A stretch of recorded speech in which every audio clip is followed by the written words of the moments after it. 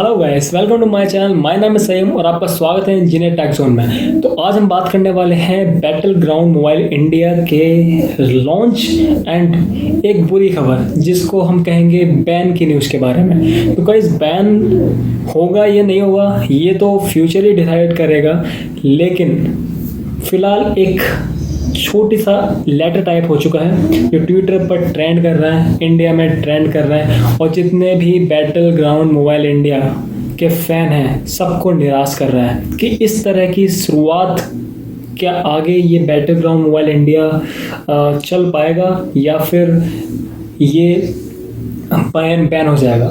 तो शुरुआत करते हैं।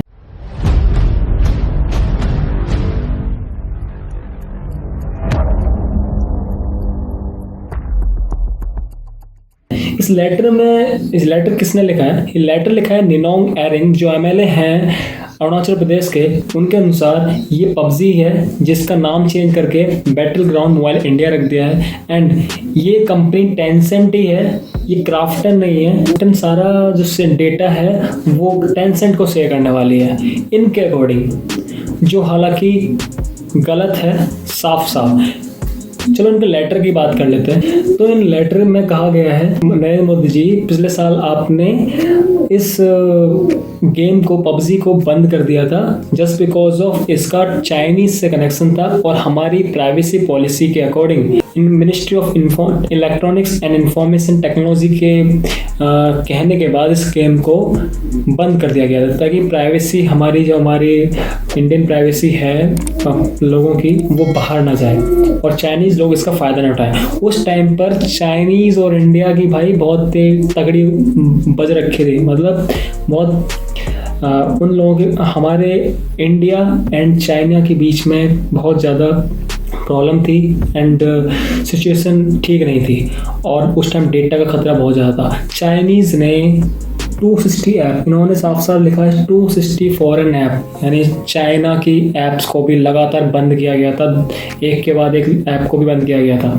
तो बात करते हैं यहाँ पर, अब ये इनका कहना है कि इसको भी बंद करो भाई, ये चाइना का ही है, ये टेंसेंट की कंपनी है बिकॉज टेंसेंट का शेयर 15.5% क्राफ्टन में है, तो वो सारा डेटा टेंसेंट को शेयर कर देगी। ऐसा नहीं होता है भाई, अगर आप किसी का शेयर लेते हैं तो वो आपको आपकी कंपनी की सारी जानकारी दे देती है क्या आपको कहती है कि भाई शेयर आपका है, अगर हमें प्रॉफिट होगा तो आपका प्रॉफिट ले लेना।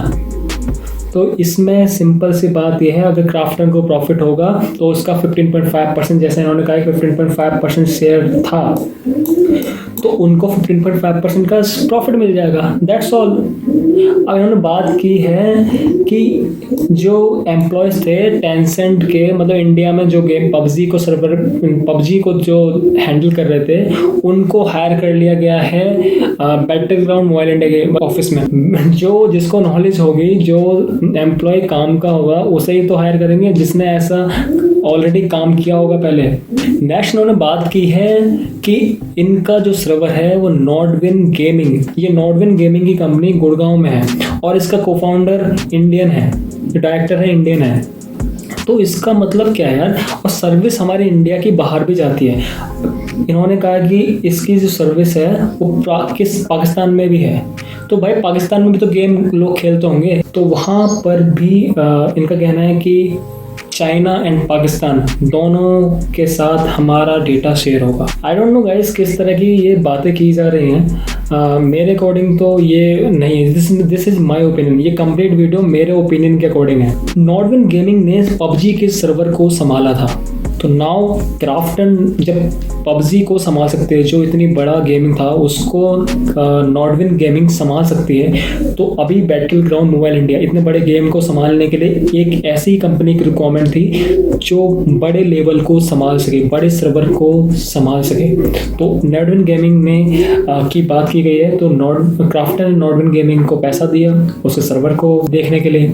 तो इसका मतलब ये नहीं है कि वो टेंसेंट को सपोर्ट करेगी या टेंसेंट जैसे कंपनीज का साथ देगी या हमारा डेटा टेंसेंट को शेयर करेगी। टेंसेंट का बैटल ग्राउंड मोबाइल इंडिया से कोई लेना देना नहीं है। जैसे कि प्राइवेसी पॉलिसीज़ इन्होंने लॉन्च की हैं, इस गेम को प्री लॉन्च करने से पहले इन्होंने सबसे पहले प्राइवेसी पॉलिसीज़ और सभी चीज़ें अपनी वेबसाइट पर लॉन्च कर दी थी, उस टाइम ये क्यों नहीं आया? मैं तो ये कह रहा हूँ उस टाइम क्यों नहीं आया। अब ये प्री लॉन्च हो गया, बाकी सारी चीज़ें हो गई, तब ये स्टार्ट कर दी इन्होंने। इनका ये भी कहना है कि टिकटॉक और वीचैट जैसी ऐप भी इंडिया में री लॉन्च होने की बात कर रहे हैं। तो भाई इतना डेटाबेस है इंडिया में, बाहर की कंपनियां तो करेंगी ना, जब इंडिया वाले कुछ नहीं कर रहे हैं। हालांकि इंडिया में और भी ऐप्स बन चुकी हैं, लेकिन अभी भी इंडियन ऐप पर ज़्यादा लोग नहीं हैं, वो बाहर की company like Instagram and now YouTube ने भी शॉर्ट स्टार्ट कर दिया है, तो बाहर की कंपनियों को ज़्यादा प्रेफर कर रहे हैं। क्यों? कुछ तो कहीं ना कहीं कमी तो है ना हमारे पास, या फिर इंडियन लोग बाहर जाके मेहनत कर रहे हैं, कहीं ना कहीं तो कमी है ना, या मौका नहीं मिल रहा है उस चीज़ को। आई थिंक ये लोग सपोर्ट या देख नहीं पा रहे हैं। तो फाइनली इनका ये कंक्लूजन निकलता है कि भाई ये टेंसेंट ला रही है गेम को, और जो सर्वर है वो टेंसेंट, जो सर्वर पर जानकारी होगी वो टेंसेंट के पास भी जाएगी। तो this is completely wrong, because ऐसा नहीं होता है कि आप किसी के शेयर ले लोगे तो आपको सारी जानकारी उस कंपनी की दे दी जाएगी, सिर्फ उसका प्रॉफिट मिलता है, बाकी सारी चीज़ें हाइड रहती हैं। और जैसा कि क्राफ्टन ने अपनी पॉलिसीज़ में लिखा है कि इंडिया में सर्वर होगा एंड सिंगापुर में सर्वर होगा, 2 जगह आपके डेटा को रखा जाएगा, सारे डेटाबेस को यहीं रखा जाएगा। इंडिया में रखा जा रहा है तो सारी प्रॉब्लम सॉल्व है। कोई भी ये गेम को अभी फ़िलहाल जिस तरह की पॉलिसीज़ हैं, पहले पैसों का लेन देन ज़्यादा हुआ था पहले पबजी में। हाँ, हम कह सकते हैं कि प्रॉब्लम थी कि पैसा 14 लाख 16 लाख रुपए जिस तरह की न्यूज़ आई थी, उसके अकॉर्डिंग को पबजी को बैन होना चाहिए था, बिकॉज बहुत सारी प्रॉब्लम थी। ऐसा नहीं है कि पबजी को नॉर्मली बैन होना चाहिए था, बहुत सारी चीज़ें थी। चाइना की सगा हमारी बनी नहीं थी, और चाइना अभी now this is completely sure कि अभी कोई बैन नहीं होने वाला है, लॉन्च होगा जल्दी और कोई बैन नहीं होगा। नेक्स्ट आई होप आपको देखने को मिलेगा, खेलने को मिल जाएगा। तो आई होप ये वीडियो आपको पसंद आई होगी।